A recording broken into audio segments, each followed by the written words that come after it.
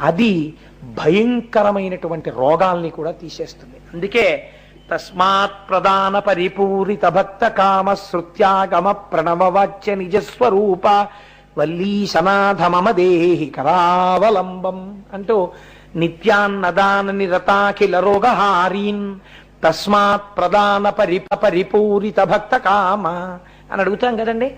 రోగములను కూడా ఆయన తీసివేయగలడు.